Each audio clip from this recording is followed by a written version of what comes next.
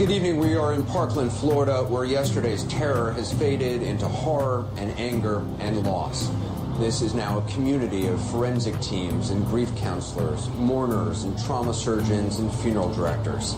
It's a town of vigils, this one drawing thousands tonight. This is Parkland tonight, points of light shining in the darkness.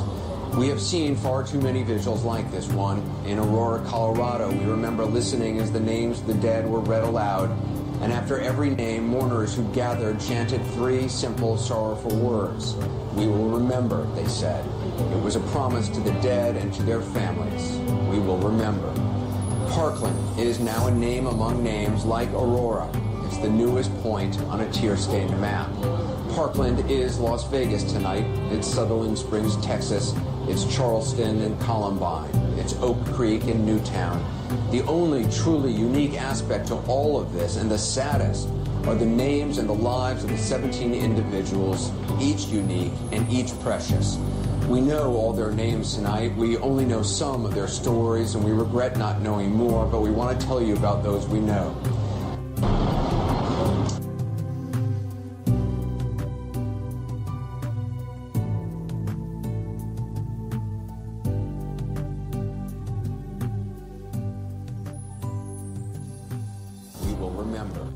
Martin DeCue Aquino, 14-year-old, Miguel DeCue's baby brother.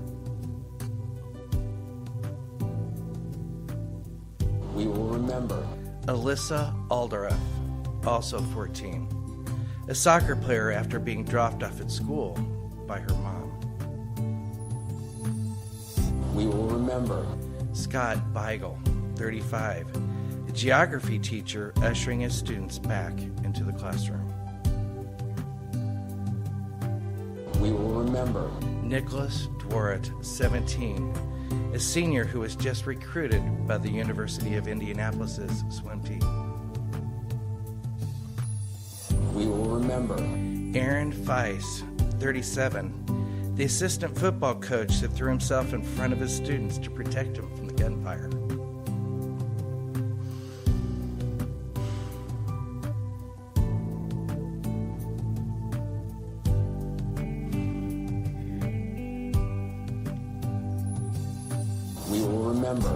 Gina Montaldo, 14, one of the winter guards in the high school's marching band.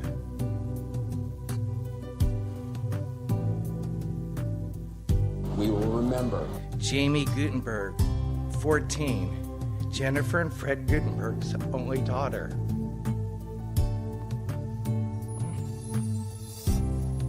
We will remember. Luke Hoyer, 15, the precious grandson of Eddie and Janice Stout.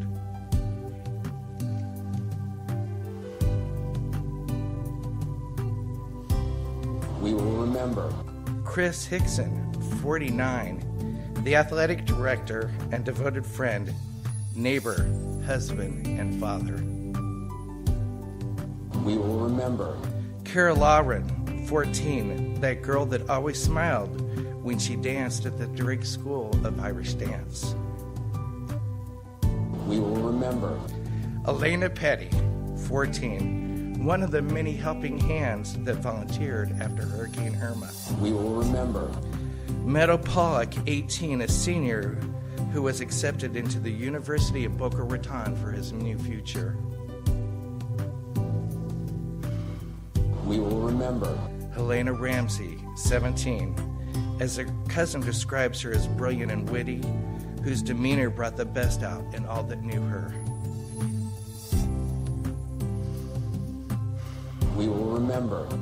Alice Schachter, 14, who loved music, playing baritone and trombone in both the high school marching band and the orchestra. We will remember. Carmen Schruntrup, 16, a National Merit Scholarship semifinalist. We will remember. Peter Wang, 15, a member of the school's culinary program, who's looking forward to Friday's celebration of Chinese New Year. He was shot when holding the door open to let his fellow classmates gift to safety. We will remember. Joaquin Oliver, 17, an immigrant from Venezuela who moved to the U.S. when he was 3 with his family, seeking out a richer life, whose last social media post was to his girlfriend, said, "I love you with all my heart." We will always remember him, for on that day, we will always remember them.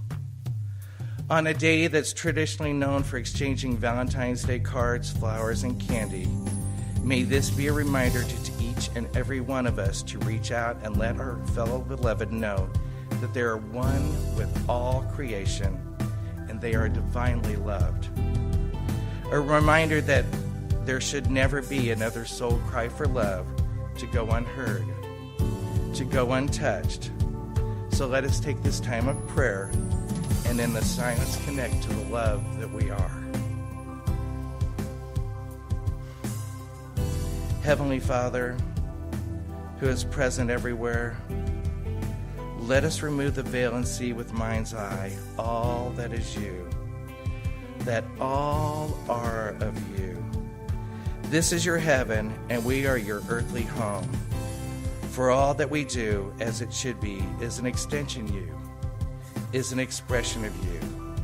In this place of uncertainty, in this time of confusion and error, provide us that comfort, that gentle kindness and understanding that leaves us not in sorrow. For as you return us to the joy that comes in unity as community, for you are all that surrounds us, that connection that empowers us, for which to heal throughout all eternity. We thank you for hearing the message on our hearts. We love you. Amen.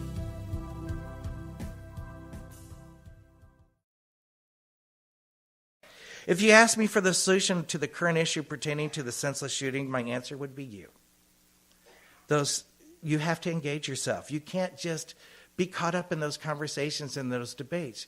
You have to engage. We need to be taking the essence of who we are outside these four walls. A small story about Dakota heritage.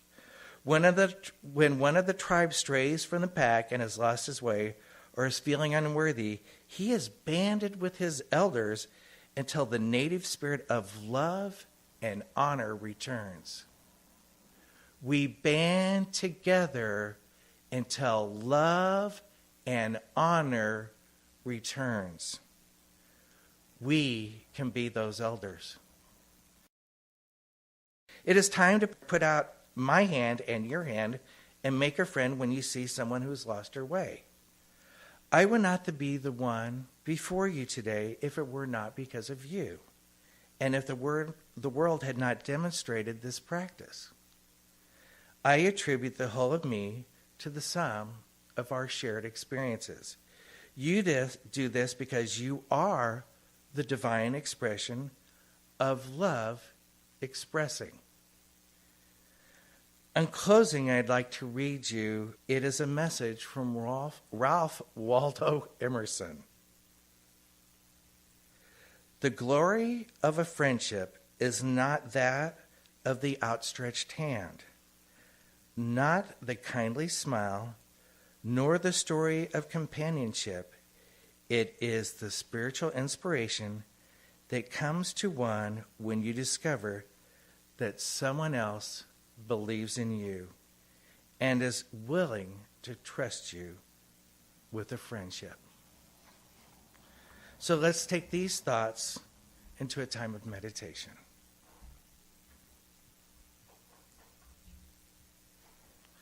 And in this silence, let's create a safe haven for each and every one.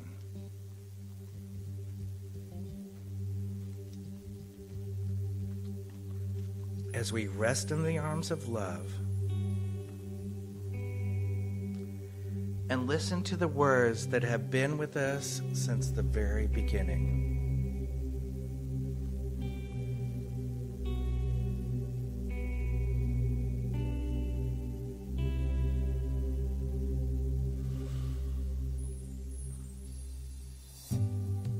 I love you.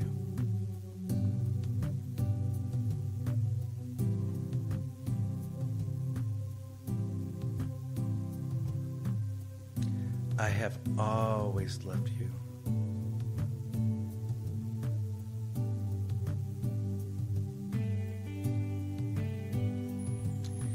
And I am here for you whenever you need me.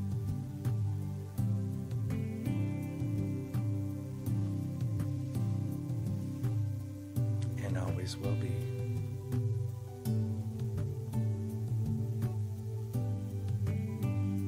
With every breath.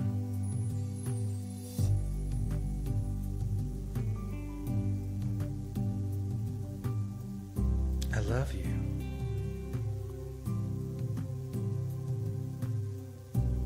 And I will always be here for you. No matter how you feel.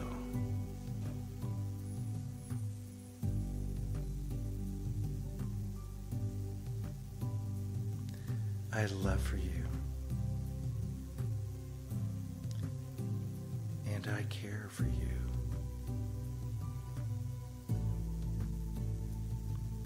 For you are my beloved. And I believe in you.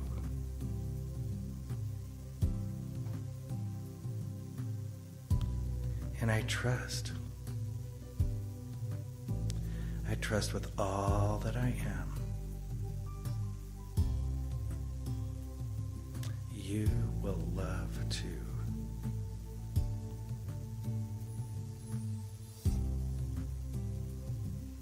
For as I am, you are, and you will always be.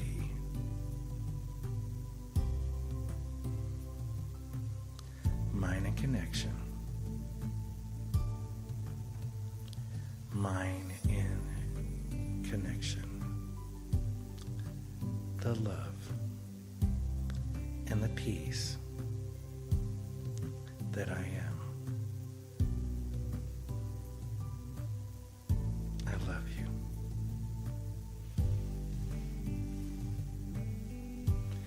And while we're at this place of peace, let's just silently today say the Lord's Prayer in our hearts. I'll be your words, and you be the ears, for we know you are God in action. You hear every thought, word, expression, and idea. So we say, Heavenly Father, who art in heaven, hallowed be thy name. Thy kingdom come, thy will be done, on earth as it is in heaven. Give us this day our daily bread, and forgive us our debts as we forgive our debtors. Leave us not in temptation, and deliver us from error. For thine is the kingdom, and the power, and the glory forever. Amen and amen.